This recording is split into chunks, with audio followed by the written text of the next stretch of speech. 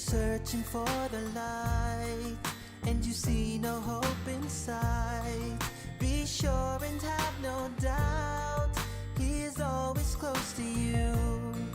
He's the one who knows you best. He knows what's in your heart. You'll find your peace at last if you just have faith in Him. You're always in my heart and mind. Your name is mentioned every day. I follow you no matter what. My biggest wish is to see you one day. 'Cause I believe, I believe,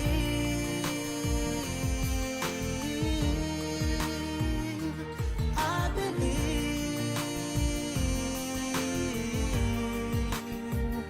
Do you believe? Oh, do you believe? 'Cause I believe in a man who used to be so full of love and harmony. He fought for peace and liberty, and never would he hurt anything. He was a mercy for mankind, a teacher till the end of time. No creature could be compared with him, so full of light and blessings. You're always in my heart and mind. Your name is mentioned every day. Assalamualaikum warahmatullahi wabarakatuh. Perkenalkan, nama saya Siti Hidayati dari SMA Negeri 1 Purwareja Depok. Saya akan mempresentasikan hasil karya tulis saya dengan judul "Dengan IBL dan EBL Membentuk Generasi Cerdas Berkarakter Sekolah Adiwiyata". Latar belakang masalah, sebetulnya kami ingin mewujudkan sekolah adiwiyata, itu cita-cita kami. Harapan sekolah kami adalah terwujudnya sekolah adiwiyata yang mewarnai semua aspek, baik itu sarana prasarana, peserta didik yang cerdas dan memiliki karakter perilaku ramah lingkungan. Adapun masalah yang kami hadapi selama bertahun-tahun, yang pertama, belum terwujudnya sekolah yang berwawasan lingkungan, kurikulum sekolah belum berbasis lingkungan, kemudian sarana prasarana meskipun sudah mendukung tapi belum sempurna, kemudian kegiatan lingkungan sekolah berbasis partisipatif. Yang kedua, proses yang terjadi selama ini masih terkotak-kotak. Sekolah adiwiyata terfokus hanya pada sarana dan prasarana saja. Yang ketiga, belum terbentuknya karakter adiwiyata pada seluruh warga sekolah. Dan yang terakhir, kepedulian terhadap lingkungan itu masih rendah. Adapun strategi yang sudah kami lakukan, yang pertama adalah melakukan evaluasi kekurangan kelebihan yang dimiliki oleh sekolah dengan cara konsolidasi ke dalam dan konsolidasi keluar. Kemudian yang berikutnya menerapkan IBL dan EBL.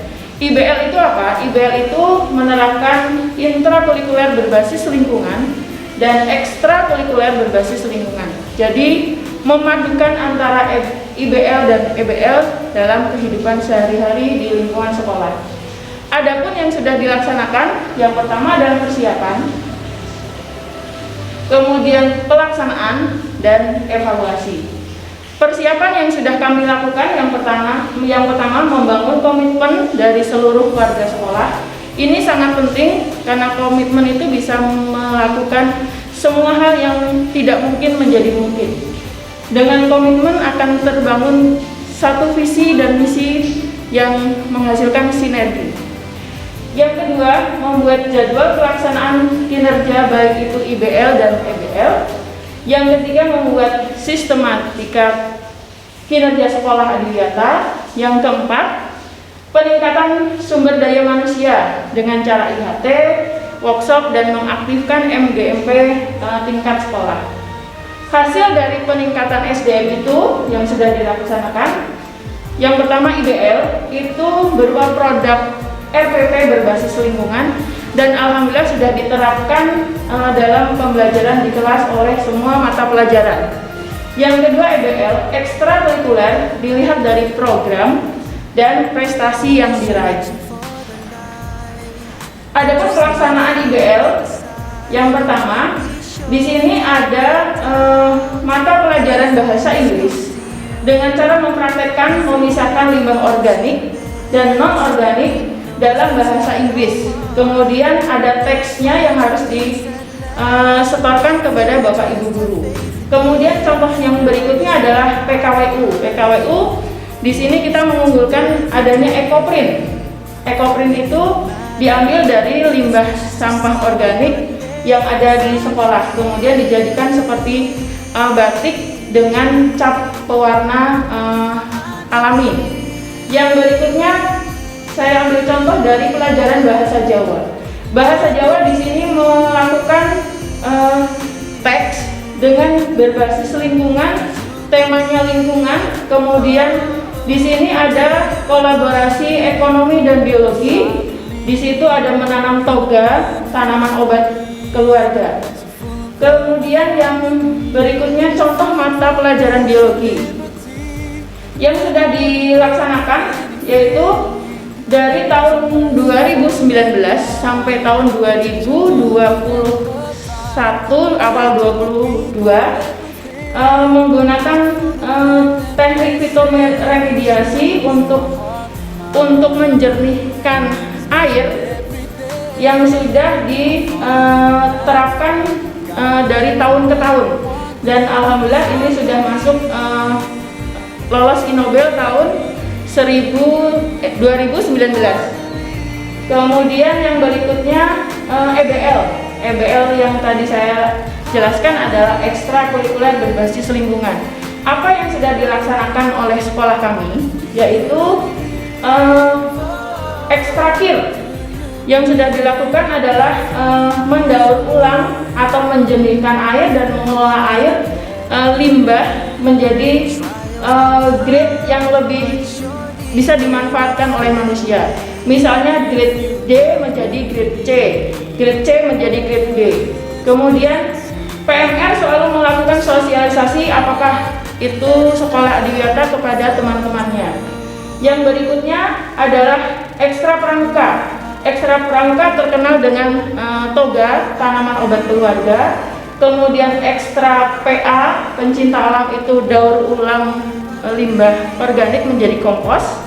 Kemudian ada juga ekstra seni musik dengan tanaman hidroponiknya. Kemudian kita memiliki tim green di sekolah. Kemudian setelah dilaksanakan berbagai kegiatan tersebut, kita adakan evaluasi. Evaluasinya dilakukan dengan cara mengadakan rapat koordinasi yang dihadiri oleh seluruh tim manajemen sekolah. Kemudian diundang juga Ketua Pokja Adiwiyata.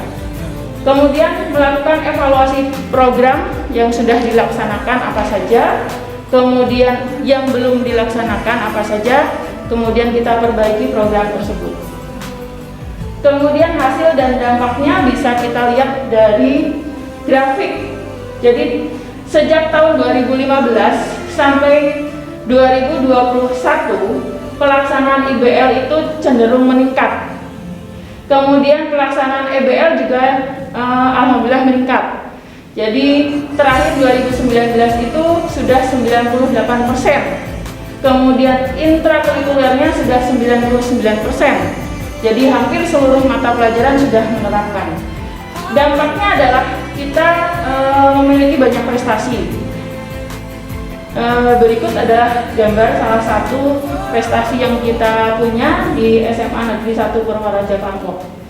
Kemudian yang berikutnya hasil yang dicapai ini terjadi perubahan perilaku siswa yang berwawasan lingkungan, kemudian merubah perilaku keterpaksaan menjadi perilaku pembiasaan, menghasilkan prestasi di bidang akademik baik itu KSM, kabupaten, provinsi, kemudian pernah mencapai nasional juga, kemudian KIR tingkat Jawa Tengah, penulisan cerpen puisi tingkat kabupaten dan provinsi, kemudian menghasilkan prestasi di bidang non akademik, cabang seni dan olahraga, kemudian terciptanya ruang terbuka hijau sebagai sumber belajar siswa seperti pada gambar berikut.